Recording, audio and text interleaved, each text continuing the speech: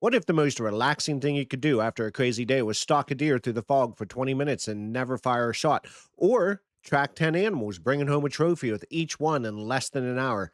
The choice is going to be yours with the Hunter Call of the Wild, as it's going to allow you to carve out your own path.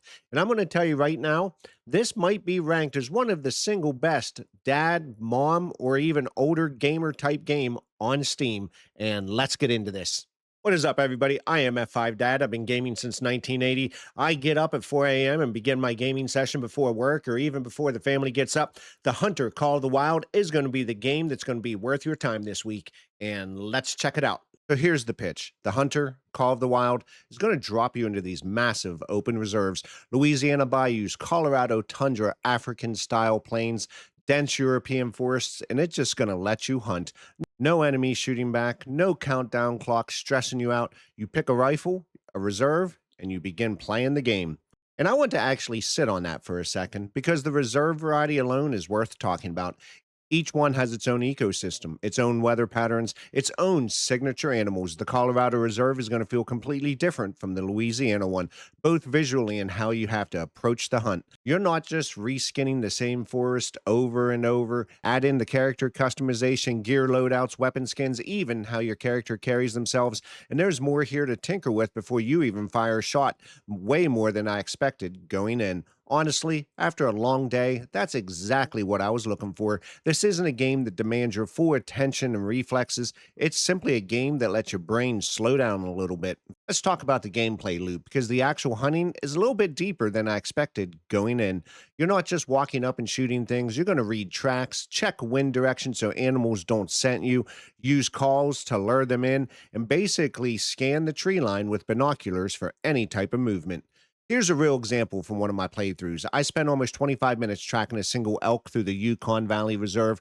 Wind kept shifting, so I had to keep repositioning to stay downwind. I lost the trail twice, picked it back up from broken branches and fresh tracks, and by the time I actually had a clean shot lined up, my hands were legitimately a little tense. That's the thing this game does better than almost anything else I've played. It makes patience feel rewarding instead of tedious. There is going to be a real skill curve here between spray and pray and actually understanding animal behavior. And when I was finally able to line that shot up on the elk I've been tracking for the 25 minutes, that payoff hit different than most shooters I've ever played. When you think about hunting games, you will have that arcade versus simulation take. So when I think about Hunter Call of the Wild, I do consider this more arcade-like. It's not going to be a hardcore punishing hunting sim like some of the more hardcore titles out there. Think something like Way of the Hunter, which leans much further into realism and it's going to punish you hard for any type of mistake. With Hunter Call of the Wild, the ballistics are going to be a little bit more simplified. Animal AI, while I do consider good,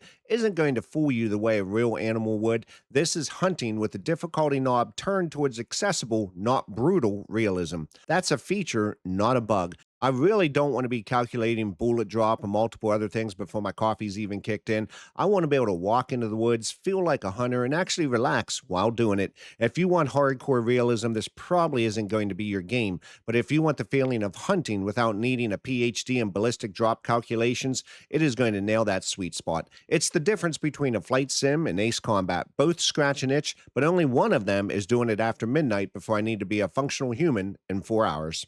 Let's go ahead and look at the atmosphere and exploration. And honestly, this is where the game did shine hardest for me. The reserves are gorgeous, real weather, systems roll in, lighting shifts through the day, and just walking through these environments with wildlife going about the business in the background was pretty calming. There's a photo mode in here too, and I'll admit I did burn probably about 20 minutes just capturing shots of fog rolling over a valley at sunrise instead of actually hunting anything.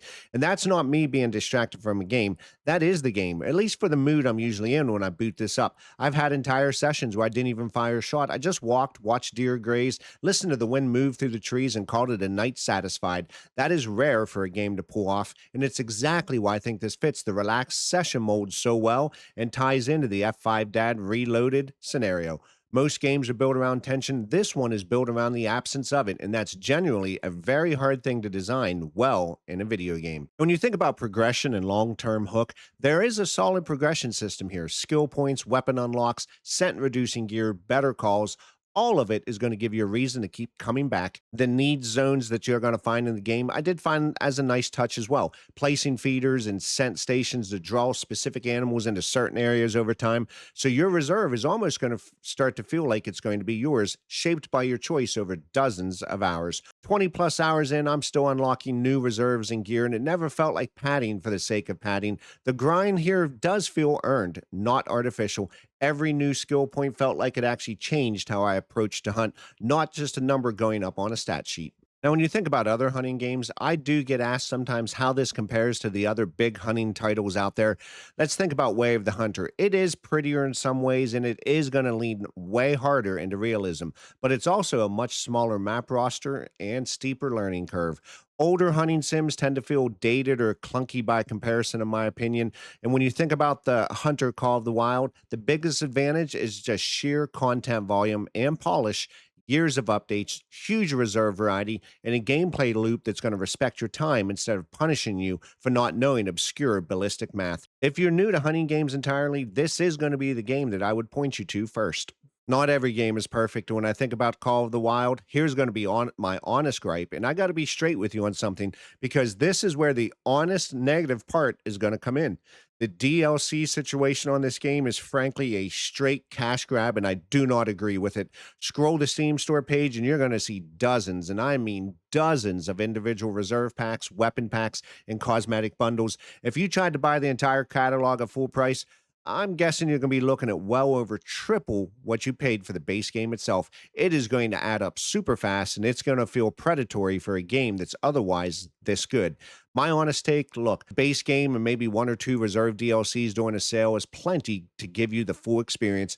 Don't feel pressured to buy the whole catalog. You simply don't need it. And the store page kind of wants you to think that you do, or you're going to miss out on a ton of content. If I had to pick just one add-on worth grabbing, it would be whichever reserve DLC has the biome you're most drawn to visually.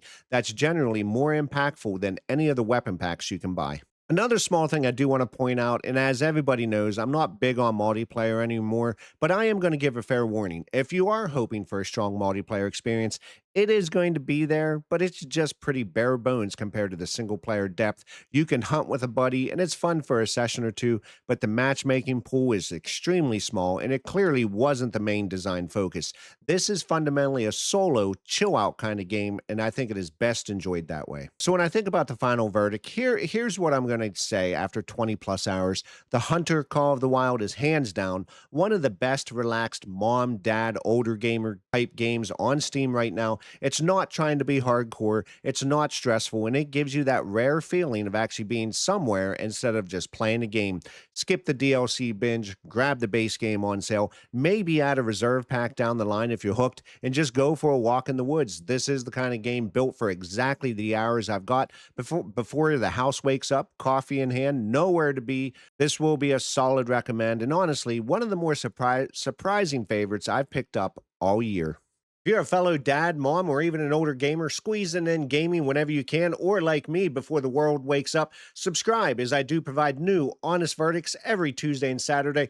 Let me know down in the comments, what is the most relaxing game that you have right now in your library? And I may even feature it on the channel if I haven't shown it before. And with that, everyone, remember, hit F5, reset, reload. I am F5 Dad, and I'll see you on the next video.